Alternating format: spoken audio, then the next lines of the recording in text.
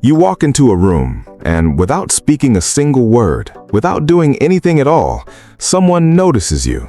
Something pulls them toward you, a feeling they can't explain and probably won't try to. Now, flip it. Think about the last person who walked into your life and instantly made everything feel different. The air changed, your thoughts shifted. You became aware of yourself in a way you hadn't been a second before. You told yourself it was just chemistry, or timing, or luck. But what if it wasn't any of those things? What if there was a precise, almost unsettling science behind exactly why that happened and why it keeps happening to certain people over and over again? Stay with me, because what you're about to hear might completely change how you see yourself. Let me tell you about someone. She wasn't the loudest person in the room. She didn't dress to impress or try to make an entrance.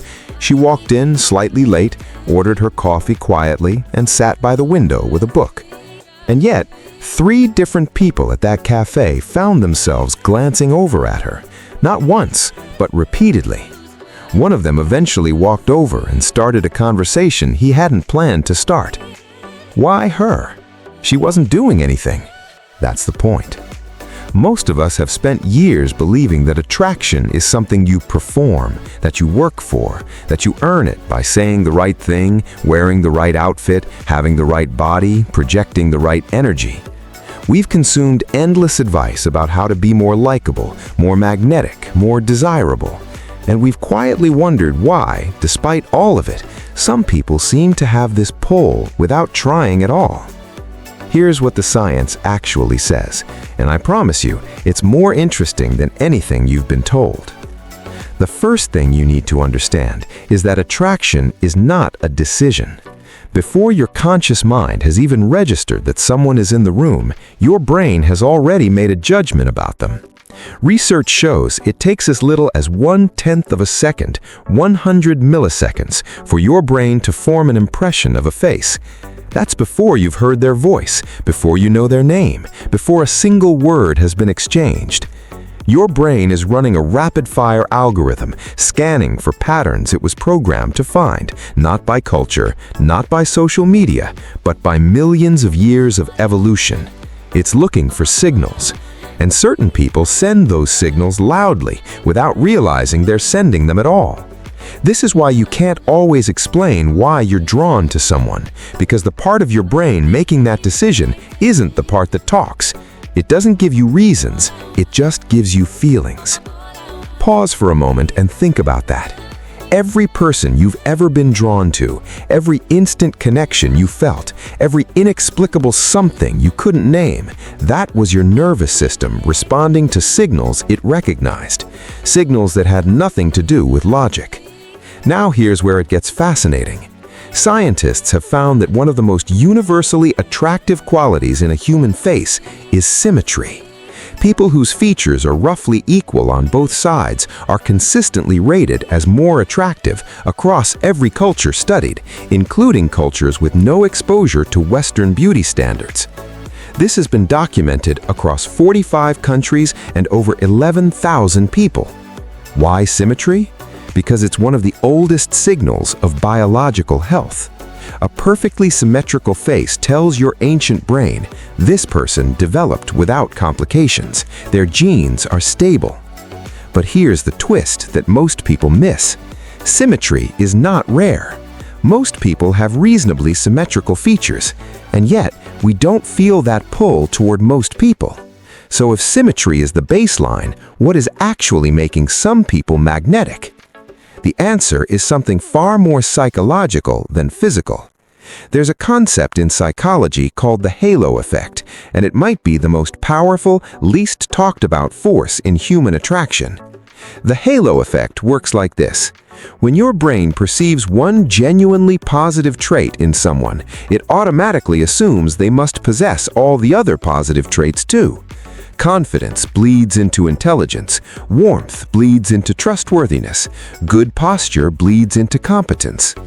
In one famous study, teachers were shown identical academic work from 2 different students, one described as attractive, one as less so.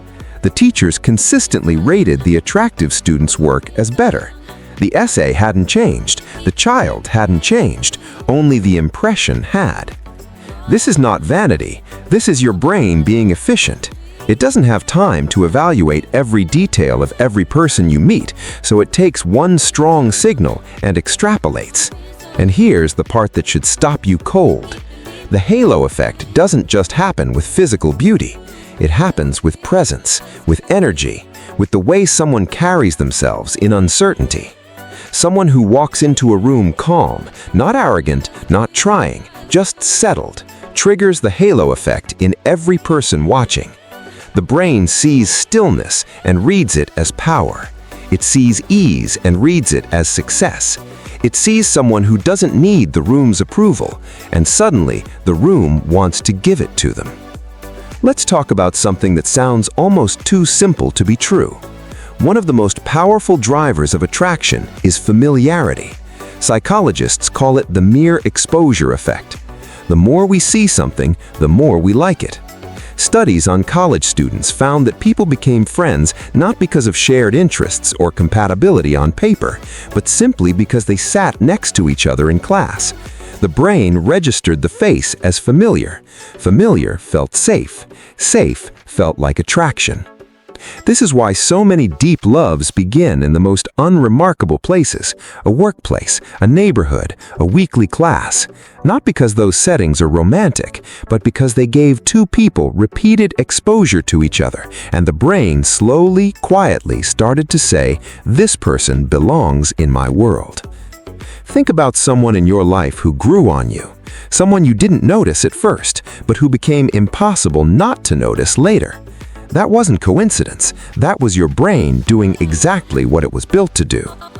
Now, I want to tell you about the quality that researchers keep returning to, the one that consistently outperforms every other factor in long-term attraction, the one that no filter can fake and no pickup line can manufacture. It's kindness. Not sweetness, not agreeableness, not the kind of niceness that apologizes for taking up space. Real kindness. The kind that acts without audience. The kind that notices someone is struggling before they say anything. In a 2024 study, researchers found that people who engaged in pro-social behavior, emotional support, cooperation, genuine care, were rated as significantly more attractive than those who didn't, and the effect went both ways. Being perceived as kind made people more attractive, and attractive people were more likely to act kindly. The two qualities fed each other. Your nervous system is not just scanning for symmetry and confidence, it's scanning for safety, for the answer to one question: will this person be good to me? And when someone answers that with their behavior, not their words, the attraction that follows isn't a crush, it's a pull towards something that feels like home. Here's the moment I want you to really sit with. We spend so much time trying to become more attractive, working on our appearance, our confidence, our social skills, the way we present ourselves to the world. And none of that is wrong, but the science keeps pointing to something underneath all of that, something that can't be performed. The most attractive people are not the ones trying the hardest. They're the ones who are the most themselves, fully, uncomplicatedly, unapologetically themselves. There's research on this too. People who tell the truth are rated as more attractive than people who lie, even if the truth is less flattering than the lie would have been. Authenticity registers in the body, in micro-expressions, in the tone of a voice, in the way someone listens. When you meet someone who isn't managing an image, who isn't calculating what version of themselves to show you, something in you relaxes.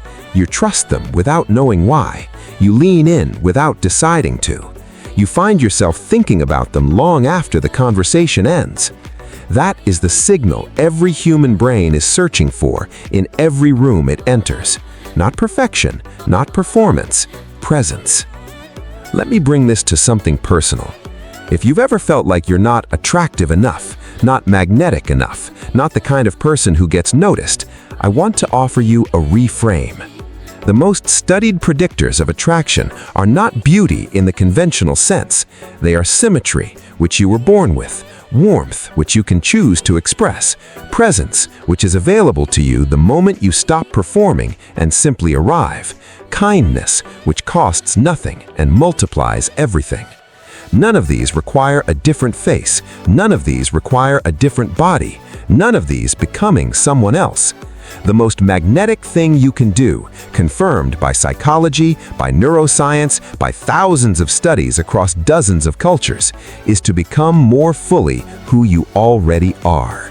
To stop editing yourself in real time. To stop bracing for rejection before it has even arrived.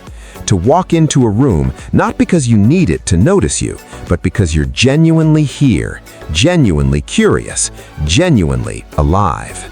People feel that. They always do. Here's the final thing, the part I keep coming back to. Attraction is not really about being chosen. It's about resonance.